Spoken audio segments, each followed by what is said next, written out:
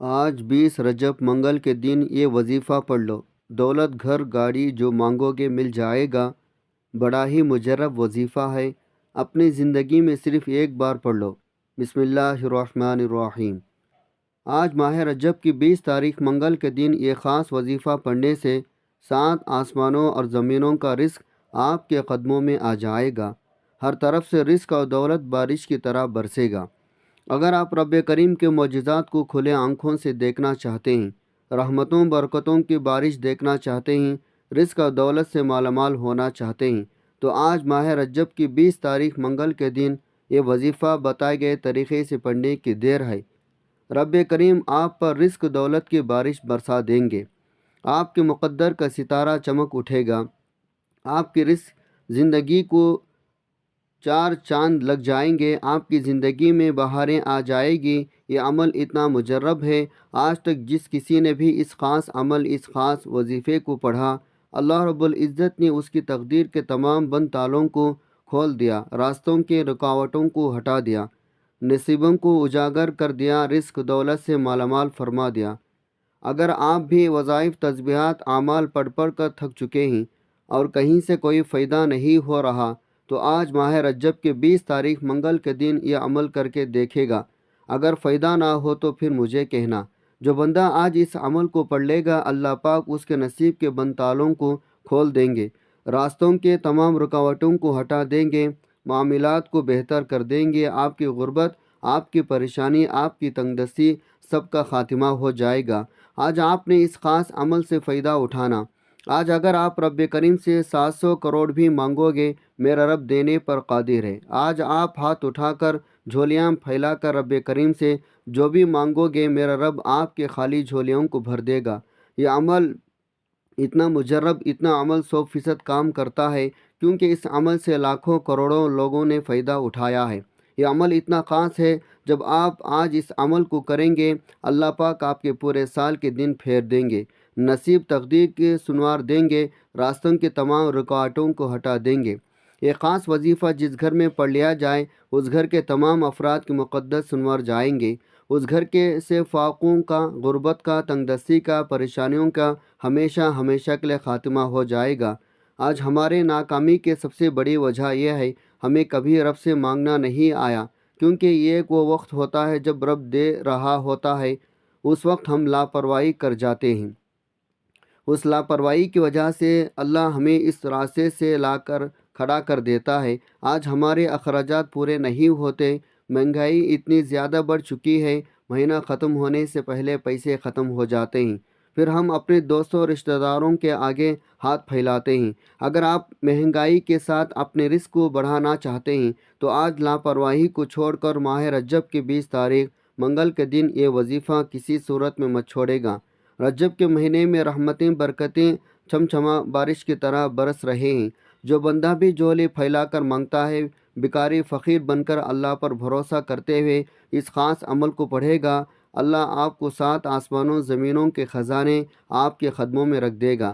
یہ وظیفہ اتنا خاص ہے، جب بھی آپ اس عمل کو کریں گے، اللہ پاک آپ پر اپنی رحمت کی نظر فرمائیں گے۔ اور اگر ہم پر ایک بار نظر رحمت ہو جائے، ایک بار ہم پر نظر کرم ہو جائے، پھر نظر کرم ہماری پوری زندگی کے لیے کافی ہے۔ اگر آپ کو وظیفے کی سمجھ نہ آئے، موقع ہاتھ سے نکل گیا، تو پورے سال کا پچھتاوا مقدر ہو جائے گا۔ آپ یہ عمل ماہ رجب کی 20 تاریخ منگل کے دن کسی بھی وقت پڑھ سکتے ہیں۔ آپ صبح نماز فجر کے بعد پڑھ لیں، نماز ظہر، عصر، مغرب، عشاء، حتیٰ کہ کسی بھی نماز کے بعد آپ وظیفہ پڑھ سکتے ہیں۔ تو آئے ناظرین، اب ہم جان لیتے ہیں آپ نے عمل کیسے کرنا ہے۔ لیکن اس سے پہلے اگر آپ اس چینل پر نئے ہیں اور آپ نے ابھی تک اس چینل کو سبسکرائب نہیں کیا، تو خدا را اس چینل کو ابھی سبسکرائب کر لیں، کیونکہ ایسے بہت سے وظائف، بہت سے اعمال آپ کے حوالے ڈیلی بیسک پر کرتا رہوں گا۔ اب عمل کیا ہے؟ آج 20 رجب منگل کا پورا دن، پوری رات آپ کے پاس موجود ہیں۔ آپ کی جب جہاں جیسے وقت مل جائے، بوضو مصلی پر بیٹھ کر آپ نے سب سے پہلے اللہ کے حبیب صلی اللہ علیہ وسلم کی ذات مبارکہ پر 3 بار درود پاک پڑھنا ہے۔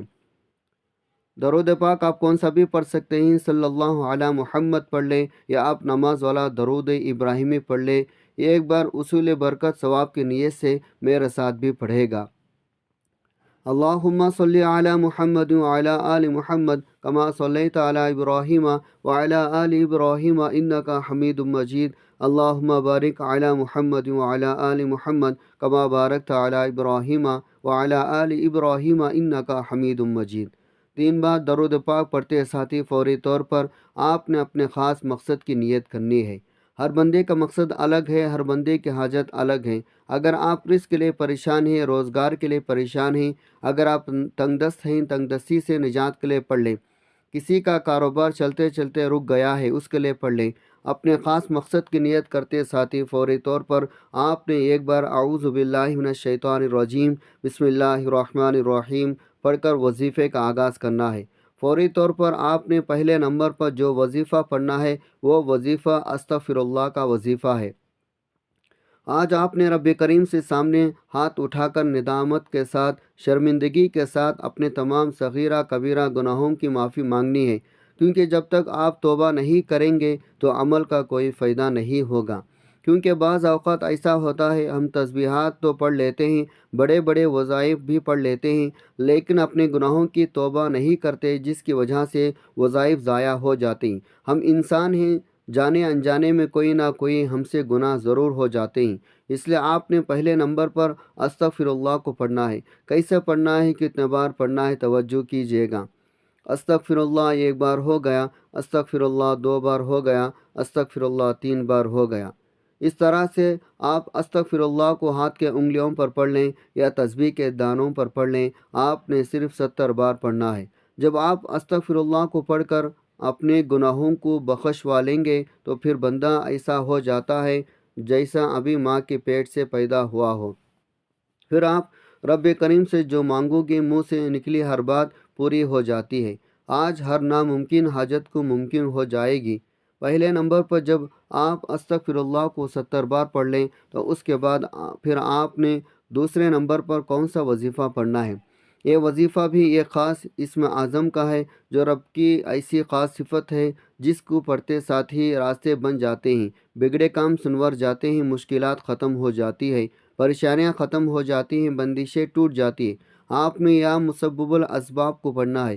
یا مسبب الاسباب کا مطلب کیا ہے؟ غیب سے اسباب بنانے والی ذات، غیب سے راستے بنانے والی ذات، غیب سے مدد بھیجنے والی ذات۔ اگر آپ غیبی فرشتوں کی مدد چاہتے ہیں، آپ نے دوسرے نمبر پر یا مسبب الاسباب کو پڑھنا ہے۔ کیسے پڑھنا ہے، کتنے بار پڑھنا ہے، توجہ کیجیے گا۔ یا مسبب الاسباب 1 بار ہو گیا، یا مسبب الاسباب 2 بار ہو گیا، یا مسبب الاسباب 3 بار ہو گیا۔